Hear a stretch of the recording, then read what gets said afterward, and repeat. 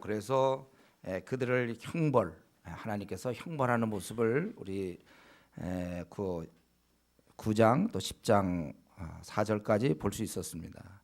이제는 그들을 공격하고 이스라엘의 형벌의 도구로 사용되었던 그 아수르에 대해서 그들의 죄와 심판을 다루고 있습니다. 아수르 사람의 잘못은 뭐냐면 죄를 이스라엘이 죄를 졌으므로 하나님께서 아수르를 사용하여 이스라엘을 벌하시는 거거든요. 이들은 진노의 도구였습니다. 그런데 그들이 그것과 상관없이 오히려 그 파괴하고 멸절시키는 것을 즐기고 있었던 거예요. 그래서 그 5절에 보면 아수르 사람은 화했은저 그는 내 진노의 막대기 내 손의 몽둥이는 그 손의 몽둥이는 내 분노라. 그래서 하나님께서 그들을 사용하여 경건치 아니한 나라, 그들을 치게 했단 말이죠. 여기서 보면 경건치 아니한 나라에 대해서 또 나를 노하게 한 백성이라고 되어 있어요. 하나님 앞에서 우리가 이 경건하게 살 때 하나님이 기뻐하시는 거고, 우리가 세속적으로 살 때, 인간적으로 살 때, 욕심대로 살 때 하나님께서 이제 노하시는 것입니다. 그래서 경건치 아니한 나라가 곧 노하게 한 백성. 그래서 내가 하나님 앞에 말씀 생활 안 하고 기도 생활 안 하고 그래서 대충 세상 사람들처럼 살려고 할 때 하나님께서는 그걸 기뻐하지 않는다는 사실을 우리가 기억해야 되겠어요. 그런데 이렇게 그들을 벌하려고 그랬지만 7절에 보면 그 아수르 그 사람들의 뜻은 이런 생각이 아니고 그저 다만 그의 마음은 허다한 나라를 파괴하며 멸절하려 하는도다. 실제로 히스기야 6년이나 히스기야 14년 때 보면 이스라엘에 진노하실 때 또 유다에 진노하실 때 이런 나라들이 사용되었습니다. 그러다 보니까 그들이 가서 막 이기고 부시고 벌주고 하다 보니까 교만해서 그가 이르기를 8절에 그가 이르기를 또 13절에 그의 말에 이런 식으로 얘기했다는 거예요. 나의 고관들 장관들은 다 왕들이 아니냐 그 정도로 된다는 거예요.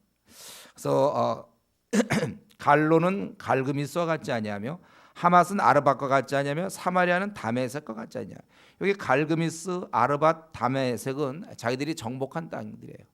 그렇기 때문에 이 갈로는 이제 원래 신할 땅에 있는 도시인데 그거는 다 그거 같지 않냐. 또 하맛 수리아에 있는 도시도 마찬가지. 또 사마리아 북이스라엘 수도인데 이것들도 다 그렇게 될 것이다. 다 아직 정복 안 됐지만 정복될 것이다. 그거예요. 그리고 얘기하기를 내 손이 이미 그들의 나라를 칠 때 우상을 친 겁니다. 이들이 생각할 땐 그들의 신을 멸했다 이거죠. 그들의 신은 예루살렘과 사마리아 신상보다 뛰어났는데 그렇다면 또 사마리아와 그 우상들의 행한 같이 내가 왜 예루살렘에게 행할 수 없느냐. 그보다 더 센 우상 신도 무너뜨렸는데 예루살렘에 있는 신 우상 그건 아무것도 아니다. 결국 그는 이제 하나님에 대해서 조롱하게 된 것입니다. 좀 정리해 보면은 내가 신들보다도 내가 뛰어난데 또 여호와도 우상 중에 불과한 것이고 그렇기 때문에 자기에게 정복당할 것이다. 이런 교만하여 그렇게 얘기했다는 것입니다. 또 계속해서 자기들이 그렇기 때문에 하나님께서는 12절에 그들의 높은 눈의 자랑을 완악한 마음에 열며 높은 눈의 자랑을 벌하시라. 왜 그러냐면 그들의 말 속에 내 지혜와 힘으로 이런 걸 행했고 나는 총명한 자며 열국의 경계선을 걷어쳤고 정복했다는 것이죠. 약탈하고 용감한 자처럼 위에 거주하는 자, 즉 왕들이죠. 그들을 낮추었고 또 열국의 재물을 내가 얻는 것은 아주 쉬운 일, 새 보금자리를 얻는 거나 비슷한 거고 또 내가 세계를 얻은 것은 내버린 알을 주움 같다. 이런 식으로 아주 교만하게 얘기했습니다. 그에 대해서 우리 하나님께서는 도끼가 어찌 찍는 자에게 자랑하겠으며 도끼가 또 톱이 그것이 어찌 켜는 자에게 스스로 자랑 큰 치 하겠느냐 이거예요. 대들 수 없다는 것입니다. 그걸 사용하는 자에게 대들 수 없어요. 막대기 몽둥이가 있잖아요. 그 쓰는 자를 막 움직이려고 하는 거예요. 예. 또 아니면 거기 몽둥이가 나무 아닌 바로 사람을 들려고 한다는 것입니다. 그러므로 하나님께서 그들을 살찐 자를 파리하게 하시고 영화를 없애실 것이다. 하나님께서 불과 불꽃이 되어서 그들은 하루 사이에 태워버리는데 하루 사이에 그의 가시와 찔레가 소멸되며 그리고 그 다음에 이어서 숯과 기름진 밭의 영광이 전부 소멸된다. 그래서 여기서 우리가 아는 대로 이 가시와 찔레는 낮은 자를 얘기하는 것이고 여기 숯과 기름진 밭의 영광이 그래서 여기 영광이란 말이 있기 때문에 지금 낮고 혹은 높은 자가 다 소멸될 것이라는 거예요. 그래서 마치 살림이 다 타버려서 얼마 안 남았기 때문에 어린아이 별로 능력이 없지만 걔도 능히 계산할 수가 있을 정도다 이렇게 얘기했습니다. 그래서 여기 지금 5절부터 19절까지를 보면은 이 아수르 사람들이 착각을 했어요. 하나님들이 그들을 사용하여 잘못된 나라, 불경건한 나라, 경건하지 않은 자들, 즉 노를 일으키는 자들에 대해서 그들을 벌하셨더니만 하나님께 막 사용되니까 그래서 막 승승장구 이기게 되니까 착각을 한 거예요. 내가 뛰어나구나, 내가 능력이 있구나. 그래서 아주 교만한 마음을 품었다는 거예요. 이러면서 인간은 항상 비슷하죠. 교만한 거. 잘 될 때 교만하고 또 잘 안 되면 이제 뭐 열등감 갖고 뭐 그런 식이죠.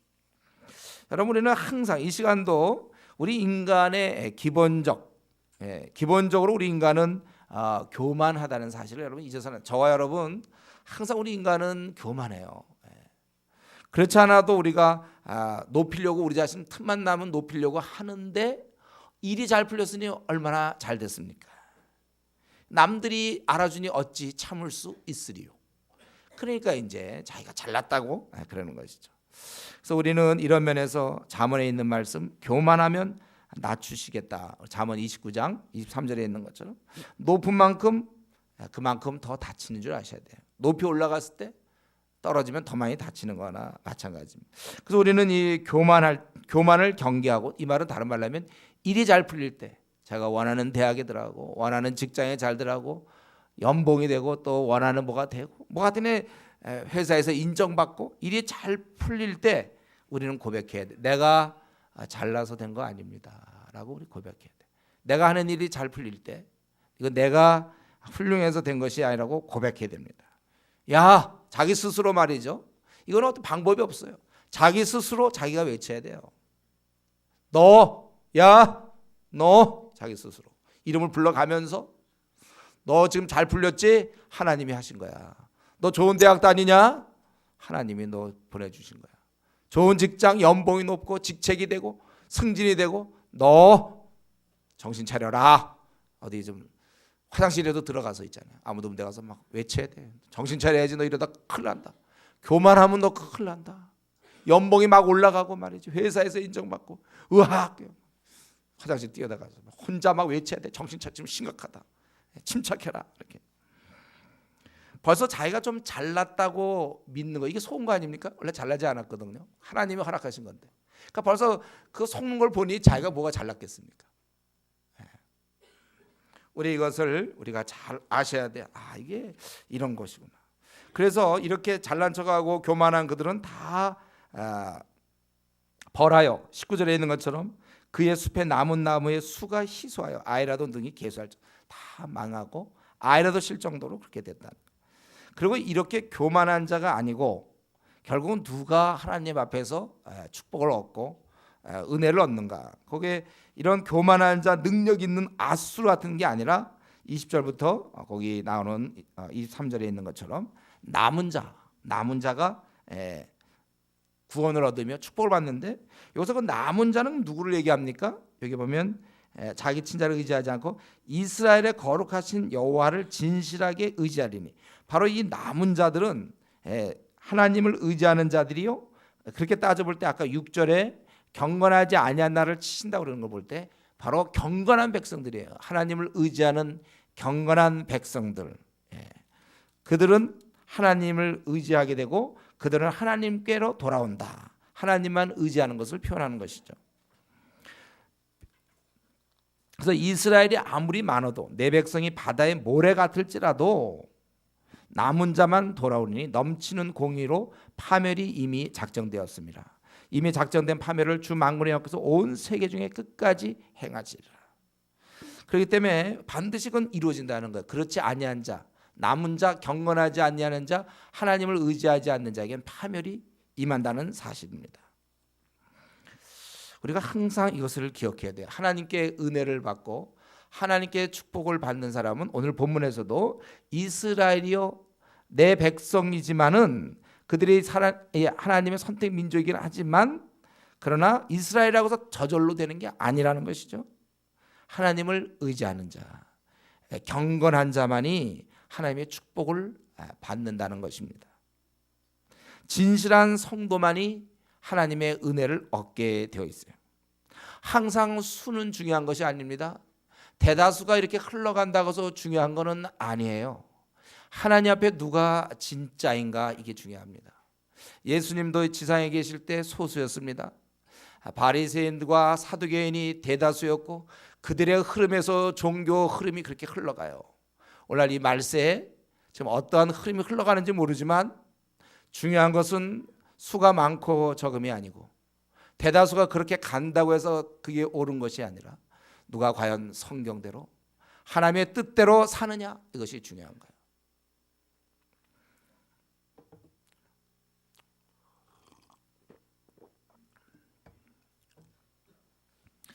참 중요합니다, 여러분. 시대마다 그 흐름이 있어요. 그런데 그것이 그 흐름이 성경의 근거를 두고 있는가? 대다수가 그렇게 간다 할지라도 막 번성한다 할지라도 성경에 과연 그렇게 쓰여 있는가? 하나님이 그걸 진짜 기뻐하실까? 사람들이 기뻐하는 거 말고 시대의 분위기가 그렇게 가는 거 말고 한때는 자유주의 신학에 막 휩쓸었어요.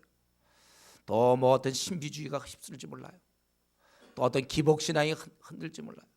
또 잘못된 가치관들이 수없이 우리 주위에는 너무 많은 가르침만 우리가 포위되어 있고 한국교회 성경에 대해서 많이 연구하지 않았기 때문에 그냥 외국에서 들어오는 것들 받아들이고 그냥 이 흐름들 받아들이고 그냥 너무 혼란스러워요. 제가 청년 시절에 항상 대학 시절에 기억했던 말씀이 내가 진리의 말씀을 옳게 분별하며 하나님 말씀을 가지고 계속 나가라 거죠.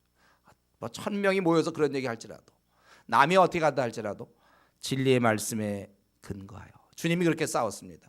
바리새인과 사두개인과 오해하는 사람들과 성경을 제대로 알지 못하는 사람의 그 숱한 말들에 대해서 이렇게 진리대로 그걸 분간하며 살았던 것처럼 바로 그런 자가 하나님을 경외하는 자예요. 하나님의 뜻대로 행하는 자야 하나님의 가족이 되는 것입니다. 이런 면에서 남은 자 사상, 남은 자 하나님을 정말 의뢰하는 자, 경건한 자 이런 자들. 그래서 우리가 하나님 앞에 항상 자신을 점검하며 내가 과연 하나님의 말씀대로 말씀 가운데 내 뿌리를 내리면서 살아가고 있는가? 하나님 앞에 제대로 서는 것이 그렇게 중요하고 이 말은 무슨 말입니까? 다른 말로 번역하면 성경을 한없이 연구하라 그 말이죠. 성경대로 살아라. 성경대로 이렇게 사는 거 이게 제일 중요한 거예요. 바로 이러한 남은 자들에 대해서 하나님께서 위로하고 계시죠. 24절부터 27절까지 위로하고 있습니다. 아수르가 애굽이 한 것처럼 막대기로 너를 때리며 몽둥이를 들어 너를 칠지라도 두려워하지 말라. 아수르 사람이 애굽 사람처럼 너희들을 괴롭게 한다고 해도 두려워하지 말라. 왜냐하면 그것은 일시적이라는 거죠. 25절에 일시적이에요.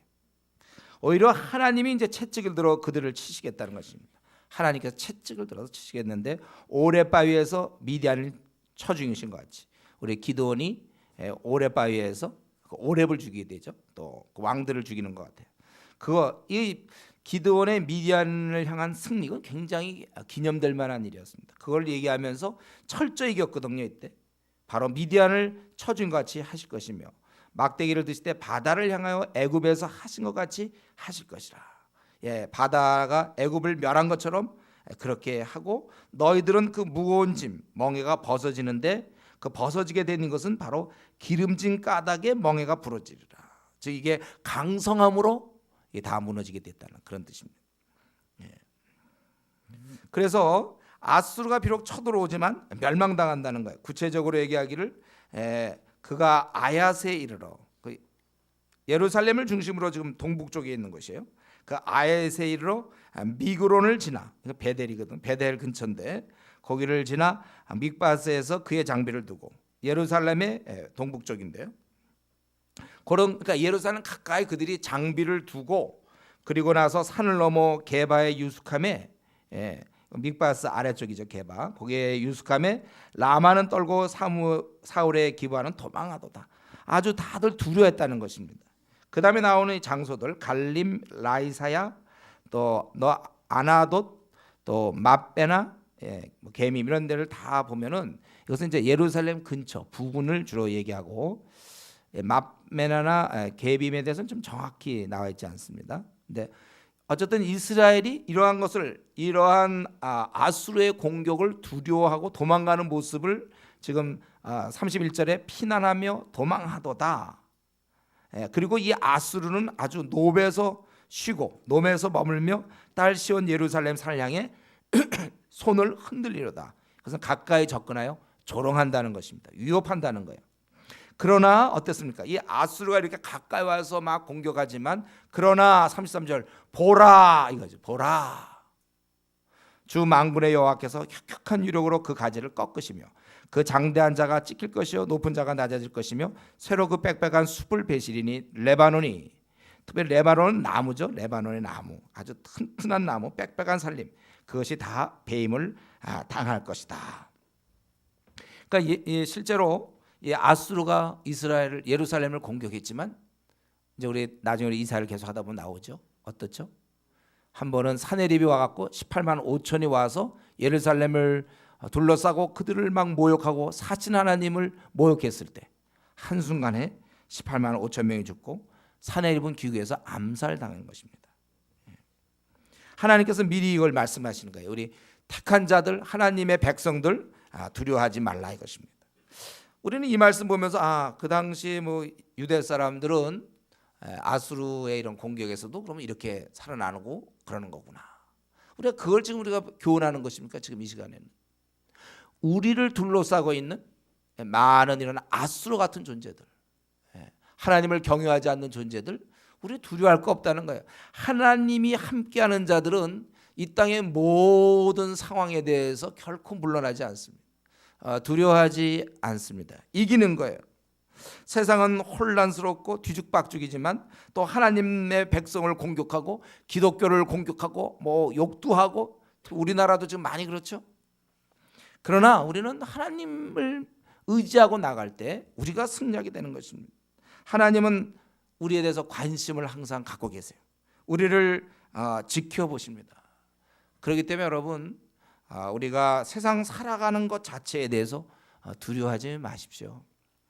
염려하지 마세요.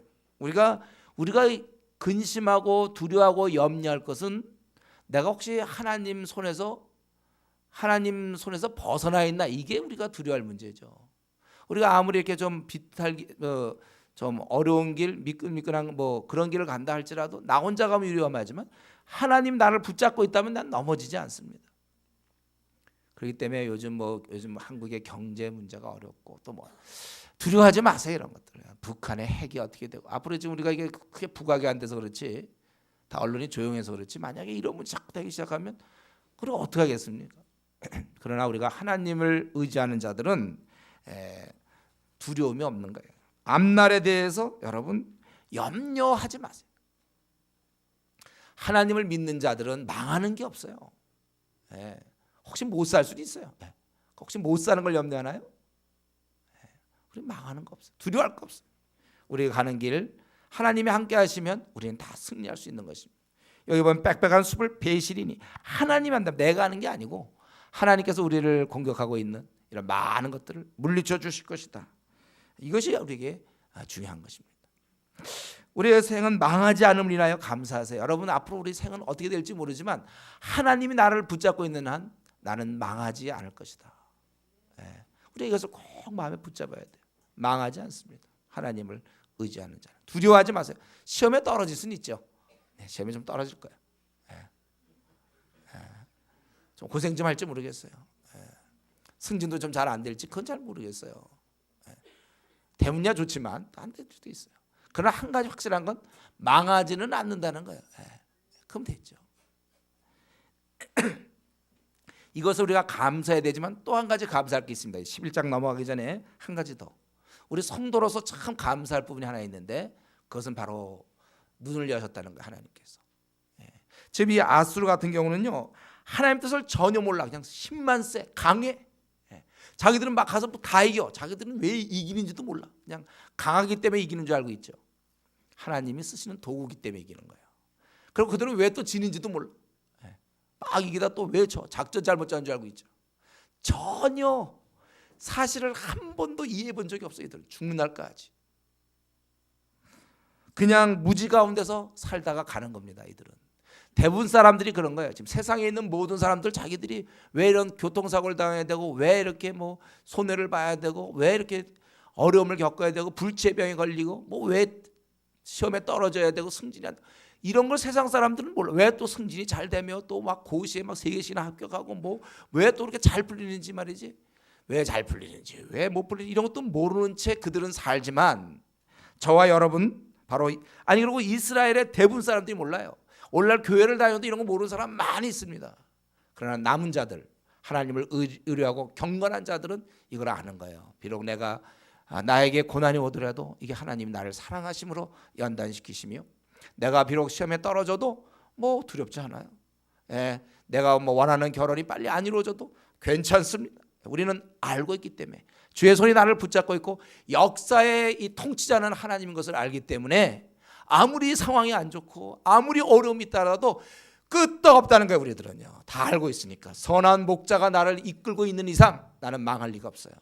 나는 행복한 겁니다. 그래서 우리는 감사하고 앞으로 미래가 펼쳐지지 않았지만 앞으로 50년 40년 남은 생이 펼쳐지지 않았지만 나는 감사할 수 있어요. 나는 분명히 잘 될 것이고 복되기 때문에 나는 참으로 이 행복한 자가 되는 것입니다. 이거 얼마나 큰 축복인지.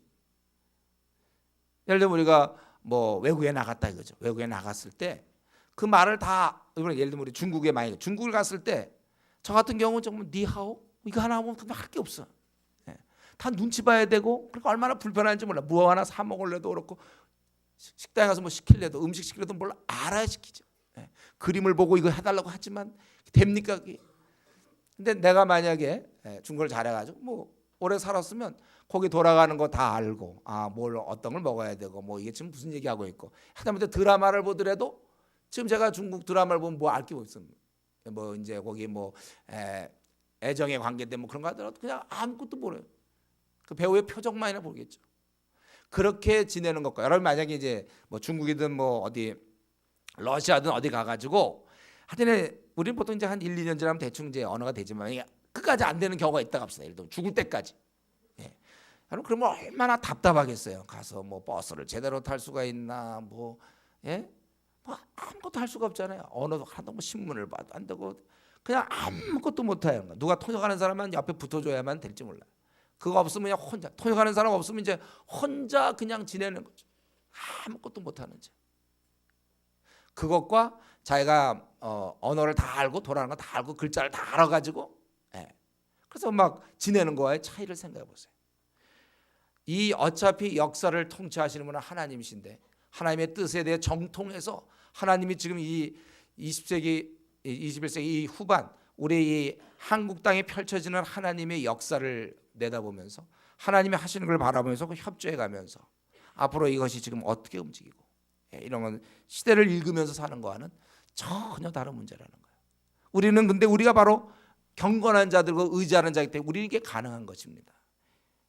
우리 참 감사하죠. 오늘날 우리가 이방인, 아수르 표현되는 이방인도 아니요.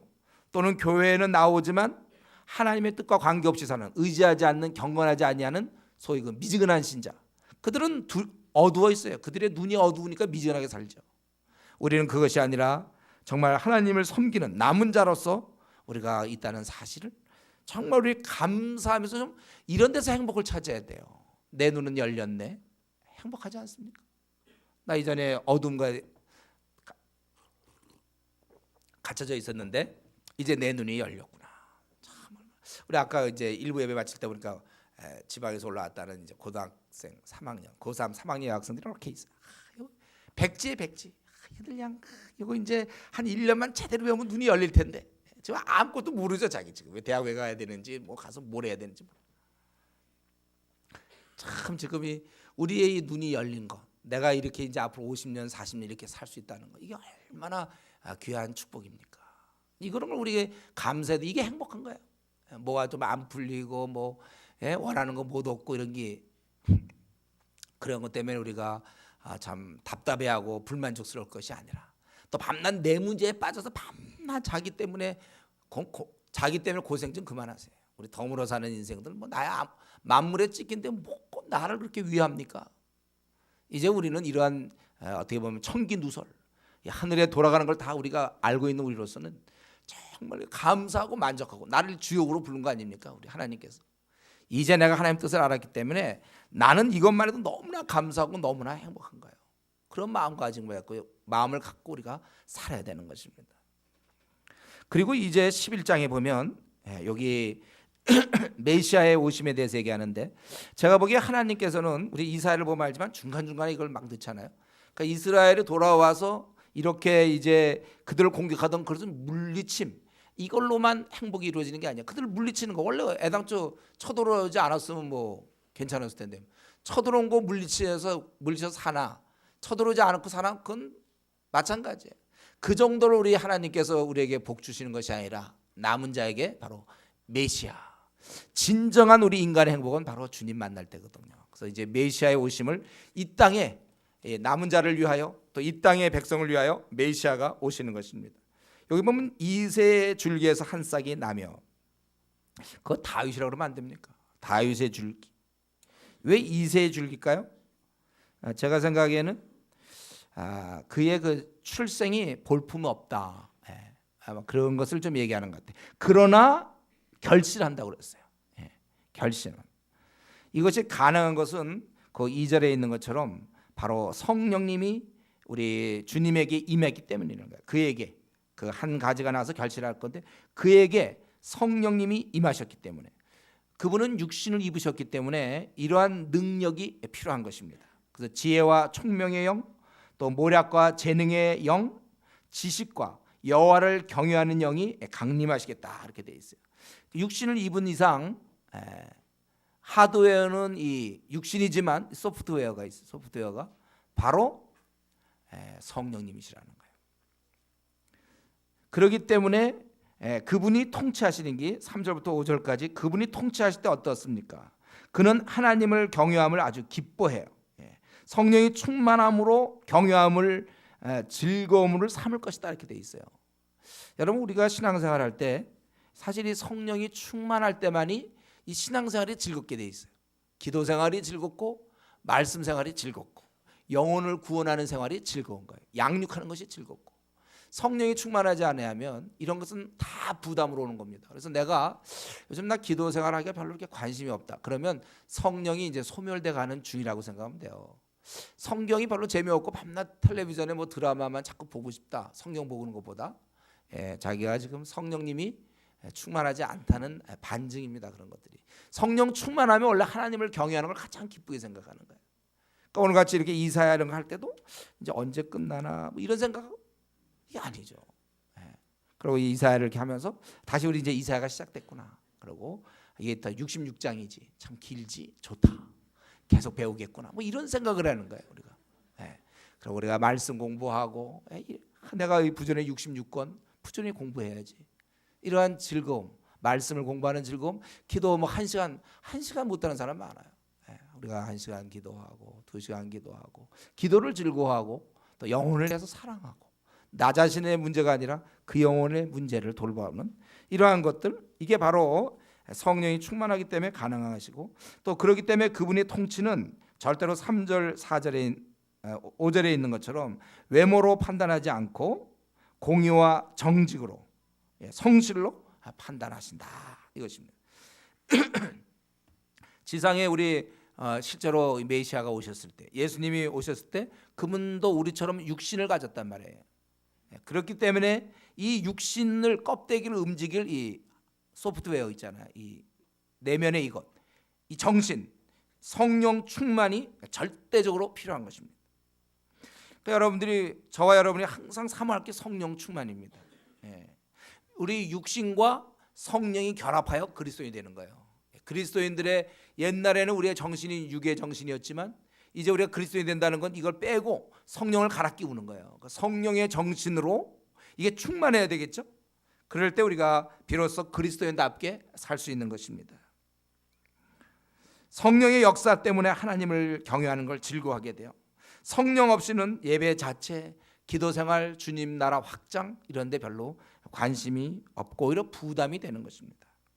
여러분, 우리가 성령 충만이 저와 여러분의 앞으로 남은 신앙생활에 절대적으로 필요하기 때문에 우리가 늘 기도할 때마다 하나님이시여 저에게 성령을 충만케 하시옵소서. 성령의 그런 강한 역사로 제가 살아가게 해주십시오. 죄된 육신은 그 어떤 거로 통제가 안 됩니다. 나는 그렇게 안 하려고 그래요.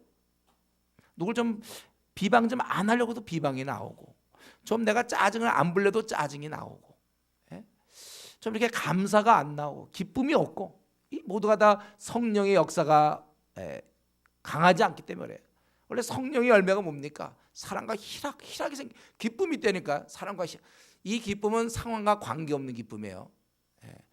사랑과 희락과 화평, 사람들과 관계 잘 오래 참어, 이런 문제. 자비, 양선, 충성스러움, 온유. 왜 매일 지각합니까? 매번 지각하는 사람. 그 성령의 열매 없어요. 충성스럽지 않거든.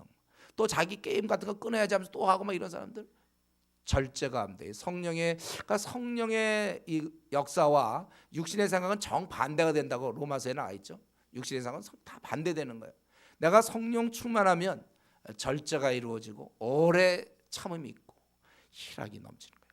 성령 충만의 결과입니다. 그 세상에 감사가 없고 비참해지고 또 절제가 잘 안 되는 걸 보면 내가 지금 기도할 때구나. 내 안에 기쁨이 사라질 때 지금 기도할 때구나. 우리가 그것을 깨달아야 되는 것입니다. 성령 충만한 자만이 바로 하나님의 백성답게 살 수 있는 거예요. 우리 주님도 성령이 정말 물 붓듯 주어졌기 때문에 이 일을 감당한 것입니다. 그리고 우리 주님께서 통치는 이렇게 외모로 판단하지 않아, 눈으로 보거나 듣거나, 그분은 드러나거나 해석되어진 것이 아니라 본질을 보는 분이에요. 본질. 그러니까 참된 분별력을 갖고 있죠. 우리 주님이. 그래서 우리를 다스릴 때도 참된 그 본질을 가지고 우리를 바라본다는 거예요. 확실하세요. 그렇기 때문에 우리 중심으로 오시는 주님을 생각할 때 우리는 안심할 수 있습니다. 마음에 평안이 있죠. 특별히 우리가 나름대로 주님을 위해 살려고 하다 보면 이런 오해 저런 오해 기본적으로 받는 거예요. 우리가 주님을 따라갈 때 복음과 함께 고난을 받게 돼 있습니다. 내가 제대로 주님 기뻐하는 대로 살려고 할 때 사람들이 오해를 많이 해요. 우리 어려움 많이 겪습니다. 그러나 주님은 아시죠. 주님이, 저도 사실 지금까지 사역을 참 많이 하고 수많은 전투를 했어요. 이 사상과의 전투 많이 했고, 잘못된 가르침, 성경에서 나오지 않은 것들과 싸우는 건 많이 해봤습니다. 오해 많이 받았죠. 그런데 중요한 것은 주님은 근데 어떻게 보실까? 사람들로부터 우리가 오해받을 수 있습니다. 우리가 주님 위해서 조장도 하고 목회자도 할 수 있고 직분자 역할도 하고 나름대로 우리가 주님을 섬길 때 때로는 부부간에서도 배우자한테도 이해받지 못할 수도 있어요. 선한 마음을 갖고 했지만 오해받을 수 있어요. 그럴 때 주님이 아신다. 이게 얼마나 위로가 되는지 몰라요. 만약에 주님이 아신다는 생각이 없으면 저는 지금 이 자리에 제가 서 있지 못했을 거예요. 그 많은 오해들 내가 뭐 때문에 받아야 됩니까? 비방을 왜 받아야 되죠? 그러나 주님은 아시니까 이게 얼마나 위로가 되는지 몰라요. 우리 주님이 바로 그분의 통치는 본질을 갖고 통치하지 드러난 것 같고 보이는 대로 듣는 대로 하지 않는다는 것입니다. 안심하세요. 우리가 이런 면에서 참 좋은 거고, 그래서 그분의 통치의 결과가 어떻습니까? 그 6절에서 보니까 이제 그분이 메시아의 통치의 결과 싸움이 끝난다는 거예요. 크게 보니까 싸움이 끝나고 그리고 9절에 보면은 모든 사람이 이제 하나님을 아는 지식이 세상에 충만한다고 했어요. 10절에 보면 열방이 그에게 돌아온다는 거, 다 회개하고 돌아오는 이런 모습들. 메시아의 통치의 결과가 이 싸움이 끝나는 거예요. 그래서 보면 이리가 어린 양과 함께 살며, 이리와 어린 양이 처음에 함께 살 수 있지만 잠시 뒤에는 이리 혼자 살죠. 근데 이 이리가 어린 양과 함께 살아. 양도 원래 힘이 없는데 어린 양은 뭐예요? 더 힘이 없는 거예요. 근데 함께 살아. 이게 참 이런 모습을 내가 지금까지 본 적이 없습니다. 이리와 어린 양이 함께. 또 표범이 어린 염소, 그냥 굉장히 센 염소가 아니라 어린 염소와 함께 누워. 보통 같은 경우는 이제 주로 염소가 눕고 표범이 위에서 이제 뭘 할 텐데, 함께 같이 표범도 누워 있고, 또 송아지와 어린 사자가 살찐 짐승, 맛있겠죠? 사자가 볼 때 살찐 거 그냥 함께 있어서, 또 그걸 누가 끌고 다니냐면 어린 아이가, 애가 막 끌고 다녀도 돼. 사자 같은 거. 이 정도란 말이에요. 싸움이 없어요. 애당초 암소와 곰이 함께 먹어요. 또 그것들의 새끼가 함께 엎드리며 사자가 소처럼 풀을 먹을 것이다. 원래 사자는 사슴 같은 거 먹고 막 뛰어다니는 거 먹어야 되는데, 풀 같은 거 있잖아요. 이런 것들 막 사자가 나타나서 이런 거 뜯어 먹고 있는 거죠. 다 그렇게 하는 거예요. 또 젖 먹는 아이가, 젖 먹는 우리 아기가 독사의 구멍을 해서 장난을 하는 거예요. 독사의 구멍에 손도 넣고 발도 넣어보고 머리도 한번 집어넣고, 어린애가 그런다는 거예요. 장난해도 괜찮아요. 젖된 어린아이, 보통 이제 뭐 한 돌 정도 지났을까? 한 돌, 두 돌, 이런 애들이 독사의 굴에 손을 넣는다는 거예요. 내 거룩한 산 모든 것은 해됨이 없고 상함도 없을 것이다. 참 그 나라의 특징, 분쟁과 싸움과 미움 이런 게 없어요. 이렇게 이게 천국의 모습 아닙니까? 우리 교회의 모습이죠. 사실은 서로 사랑하고 아껴주고 이해해주고 돌봐주고, 격려하고, 이제 바로 그러한 모습이에요. 우리 공동체가 그래야 돼요. 우리가 속한 공동체가 항상 이렇게 돌봐주고, 그리고 하나님을 아는 지식이 세상에 충만합니다. 다 알기 때문에 더 이상 뭐 무슬림이 뭐 알라가 어쩌고 이런 얘기, 이제 그런 얘기 없어요. 힌두교가 뭐 다 종교가 다 좋다. 무슬림이 뭐 예를 들면 우리가 그건 율법을 통한 구원 아닙니까? 행위를 통한 구원, 이런 얘기 이제 안 해. 불교가 또 뭐 부처한테 빌고 뭐 나중에 우리가 뭐 해탈하고, 이제 이런 거 그냥 우리가 설명할 필요가 없어. 스님 만나서 무슨 뭐 그거 뭐 이런 얘기 할 게 없어요. 뭐 석가모니 누가 만들었냐 이런 얘기도 할 것도 없어요. 해탈은 누가 시키고 있느냐, 아니 저 윤회는 누가 돌리느냐 물어볼 필요도 없는데 다 알아. 이제 그게 아니라는 사실을 다 아는 거예요. 이 다 알게 돼. 그게 얼마나 메시아의 통치 안에서 주어지는 결과입니까? 정말 이 물이 바다를 덮은 것 같아요. 저는 바다를 볼 때마다 늘 이 생각해요. 바다에 물이 얼마나 많은지 여러분 생각해봐요. 너무 많아 물이. 바다에 이는 물이 바다 덮은 것 같이 여호와라는 지식이 세상에 충만할 것이라. 우리 전도할 필요도 없어요. 다 아는데 뭘 전도를 가서. 예수님이 당신을 위해 죽으셨어. 예수님이 당신을 이런 얘기 나오기도 전에 난리에 죽었죠. 그럼요. 다 알아 벌써. 다 아는. 정말 이게 얼마나 복된 겁니까? 그동안 아담 하와의 타락으로 영적 무지에 갇혀있던 이들이 벗어나는 거예요. 이 무지함. 지금 세상에서는 영적 무지에 갇혀져 있는 거 아닙니까?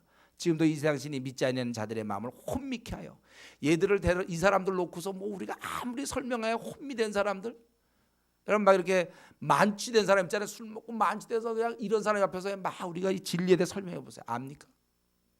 막 정신 나간 사람 보고 해가지고 이런 사람한테 이렇게 살면 안 된다. 뭐 아무 설명해야 뭘 합니까 그 사람들이.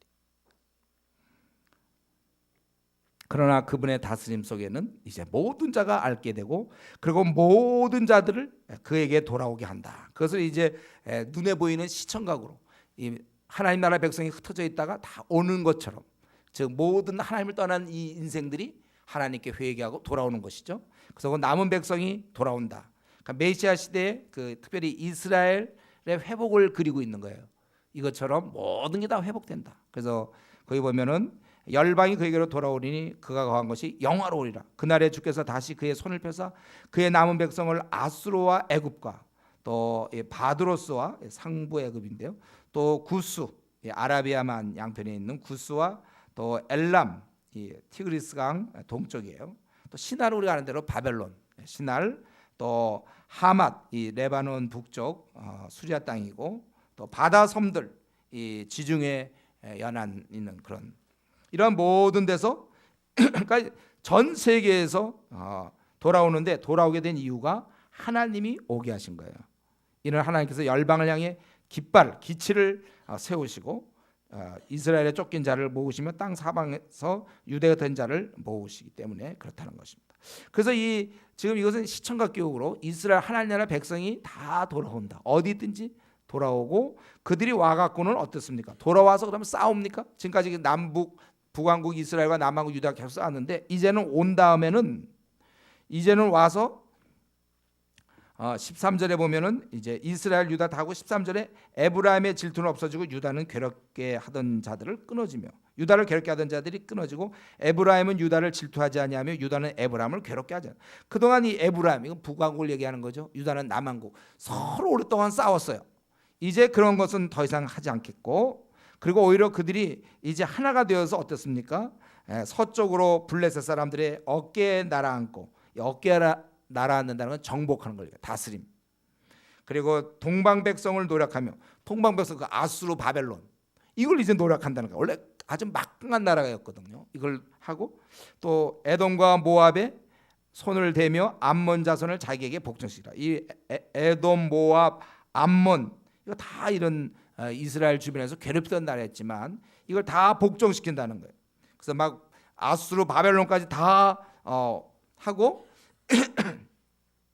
그리고 애굽 해만을 여호와께서 말리시고 그의 손을 유브라데 하수에 흔들어서 바람을 일으켜서 그 하수를 7갈래로 나누어서 올 수 있도록 신을 신고 건너게 하실 것이다.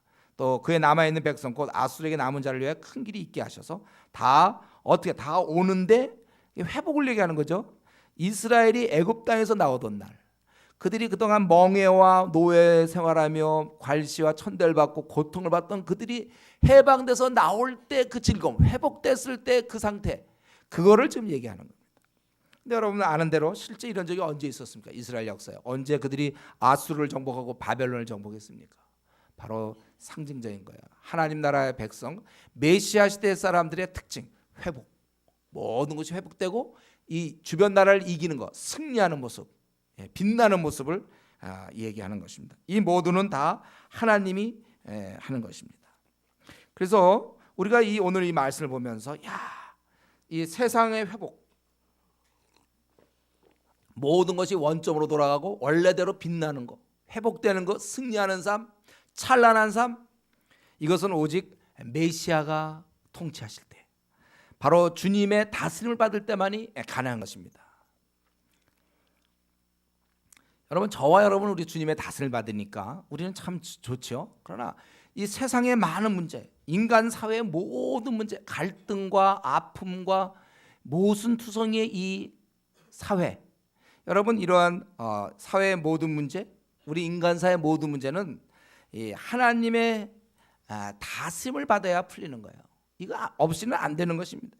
여러분 인류의 유일한 희망은 주님을 아는 것이지 뭐 어떻게 사회를 개혁시키고 변혁시켜서 되는 게 아닙니다. 주님께 돌아오는 것 외에 다른 방법이 없어요. 여기 지금 그 어린 양과 함께 이리가 누를 수 있는 방법은 이리를 아무리 교육시켜 보세요. 전기봉 갖고 하고 뭐 사자를 갖다가 어린 염소와 함께 표범과 있는데 표범을 아무리 바꾸려고 해보세요. 되는가? 사자와 송아지가 함께 어울릴 수 있는 것. 사자가 소처럼 풀을 뜯는 건 바로 메시아의 통치 하에서만 이루어지는 것입니다.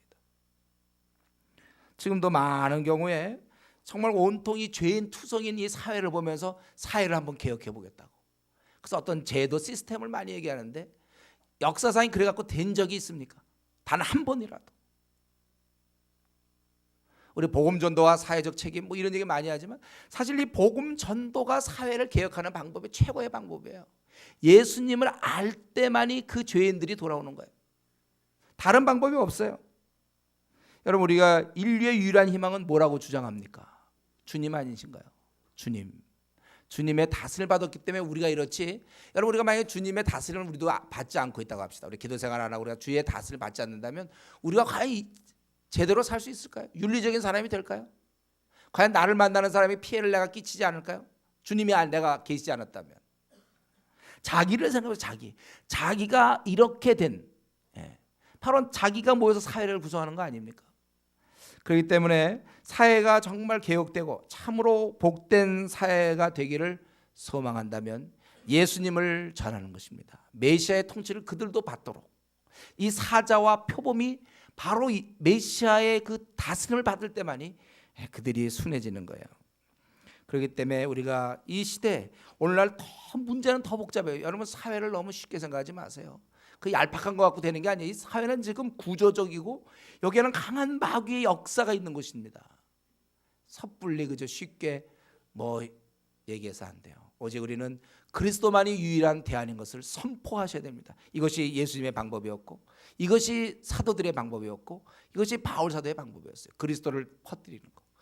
그래서 그를 통하여 거듭난 사람이 늘어날 때, 주님의 다스림을 받는 자, 그런 사자와 그런 표범이, 그러한 곰들이 늘어날 때 여기에 진정한 평화가 이루어지는 거예요. 이걸 확신해야 돼요. 오직 예수님의 다스림을 받는 그 방법 외에 그 어떠한 인간도 바뀌지 않는다는 것입니다. 순간적으로 좀 모습 보일 수 있겠죠. 주님 안에서만 진정한 평화가 있음을 다시 한번 우리 이사야를 공부하면서 주님 안에서, 그때라고 써요. 그때 6절에 그때에 주님이 오신 그때만이 가능한 것입니다. 주님을 아는 것 외에 어떠한 소망도 이 땅에 없음을 우리는 확신해야 됩니다. 그렇기 때문에 우리가 주님 알리는 일에 더욱 분투하셔야 돼. 지금보다 더 열심히 예수 그리스도를, 이 세상의 소망은 바로 주님이시다, 이것을 열심히 여러분들이 알리셔야 되는 것입니다. 그래서 그분이 다스릴 때 어땠습니까? 오늘 본문에 있는 것처럼 싸움이 없는 거예요. 진정한 평안이 생기는 거예요. 그렇지 않으면 늘 갈등이 있는 거예요. 주님 없이는 안 되는 거예요. 진정한 평안이 여기 있고, 그분이 정말 그분의 다스림을 받을 때야말리 우리가 그 영적 무지를 벗어나서 하나님에 대해서 제대로 알게 되고, 그리고 열방에서 모든 자가 돌아오게 되는 것입니다. 우리는 이 세 가지 방향을 늘 생각해야 되겠어요. 지금도 이 사회는 순전히 갈등과 싸움이고, 이건 절대로 풀 수 없어요.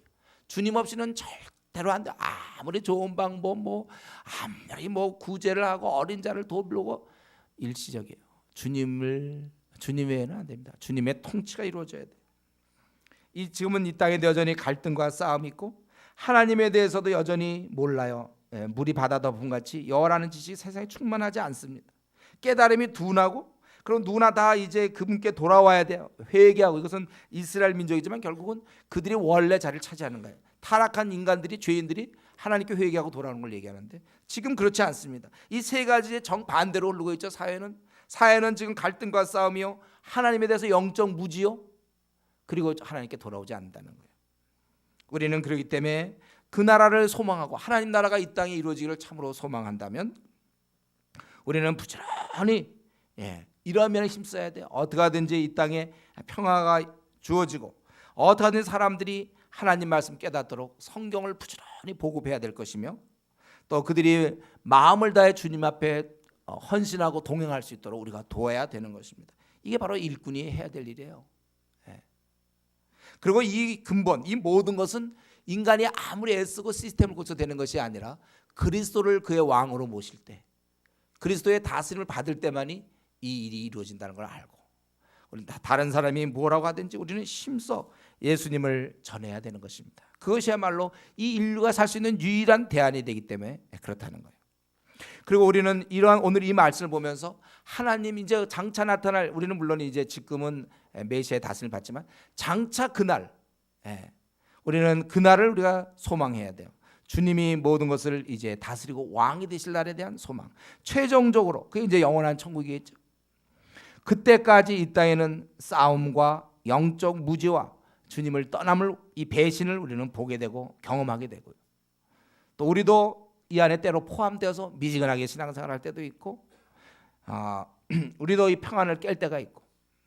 그러나 우리가 이 시간에 우리가 기억할 것은 이 주님의 오심, 그 메시아 나라를 생각할 때 우리가 기억할 것은 두 가지인데요. 하나는 지금 내가 살고 있는 이 땅은 이상한 나라라는 거예요. 이거 지금 제대로 된 나라가 아니에요. 원래 하나님이 의도한 나라가 아니라는 사실 우리가 명심해야 됩니다.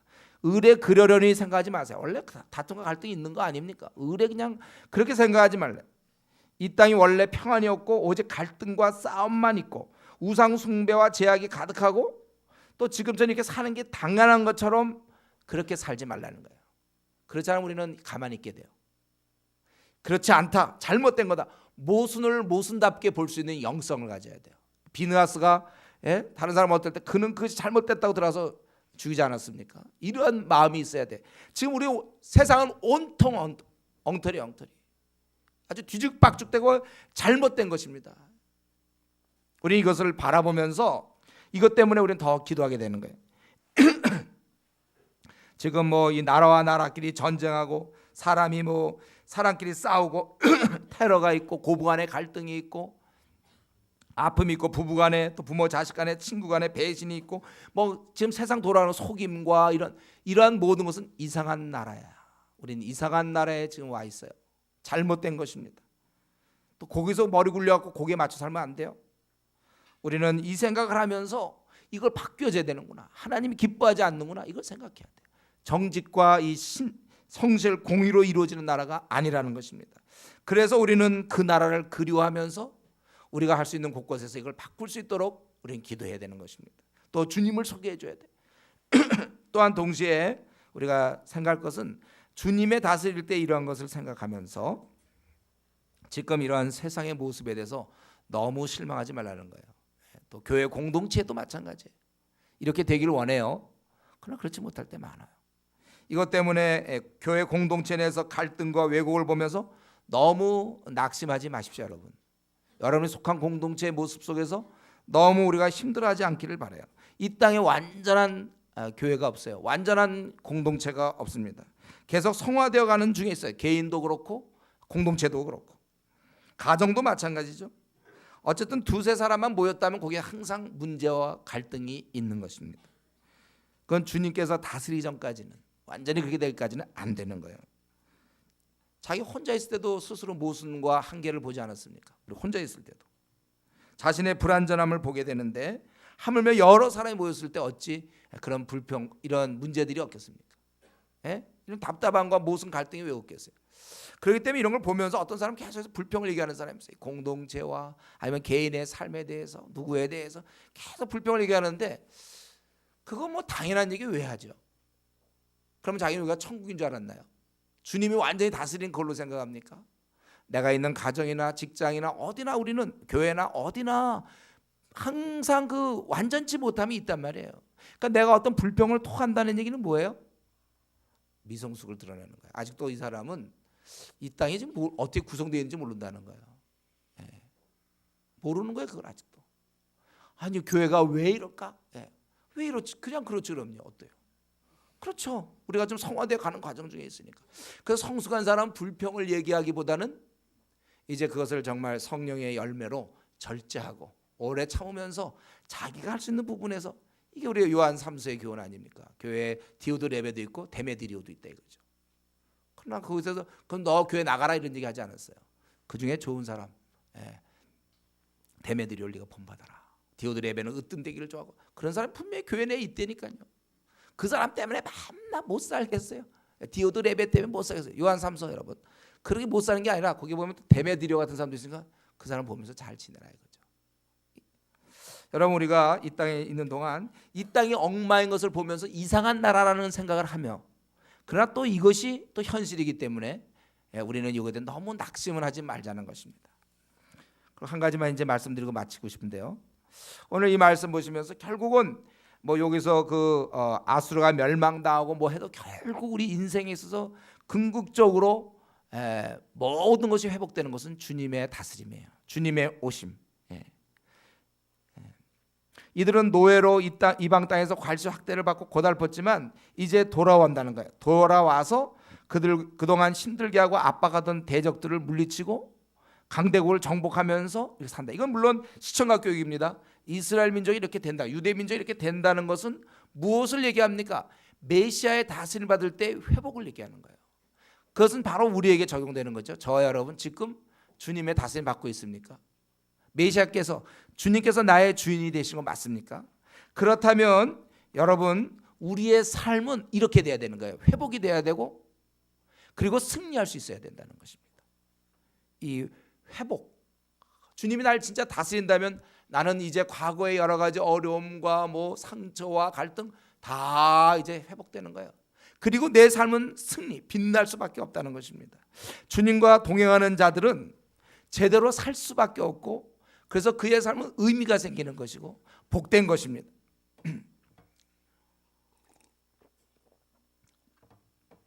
우리가 주님을 만났을 때 우리의 과거의 상처는 치료되는 것이지, 주님 만나놓고도 계속해서 상처가 있다, 이게 말이 안 되는 거예요. 주님을 만나는 순간 우리의 상처는 치료가 되는 거예요. 예. 우리는 그 상처에 매여 있어서는 안 됩니다. 나의 아픔과 나의 약점, 나의 한심함, 우리는 다 벗어나는 거예요. 주님 만나면서 풀어지는 겁니다. 이 멍에들이 벗겨지는 거예요.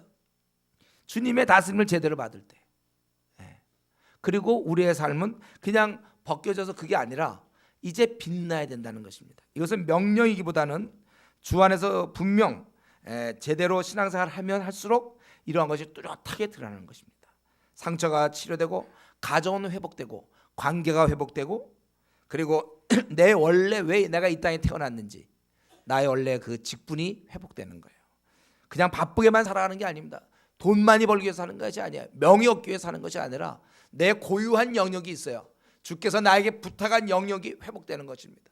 내가 주님 믿기 전에는 방황했지만 주님 믿고 나면 분명한 하나님이 주시는 그 사인이 있어요. 하나님 주신 그 어떠한 사명이 있습니다. 이제 그거 가지고 우리 사는 거예요. 그렇기 때문에 우리 기도해야 됩니다. 주님, 내가 진정 이렇게 주님을 만났으면 이렇게 회복되는 모습인데 나 주님 믿거든요. 근데 왜 내 삶을 이렇게 쪼그라들었습니까? 나는 왜 위축되어 있습니까? 마귀의 공격이죠.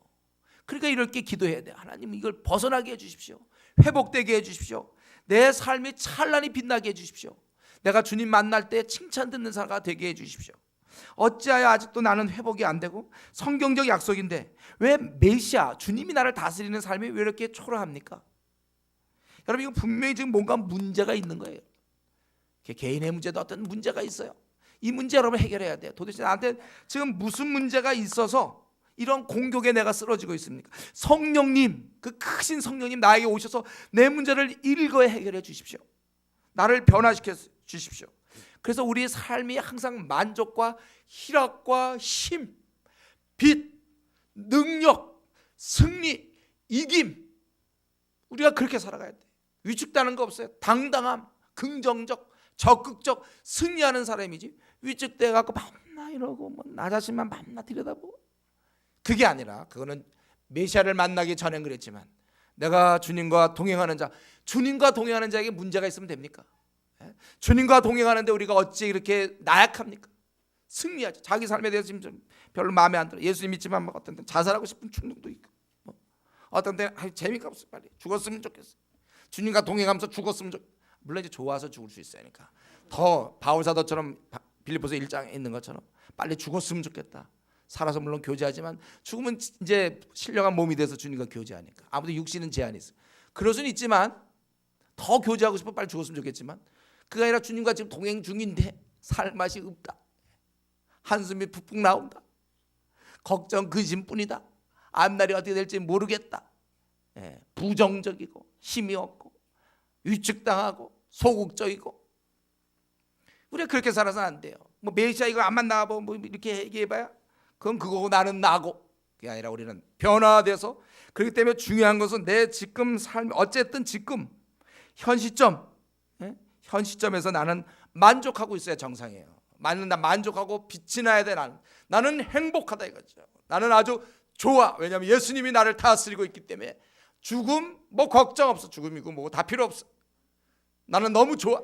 돈 못 벌어, 물론 벌면 좋지만 못 벌어도 괜찮아.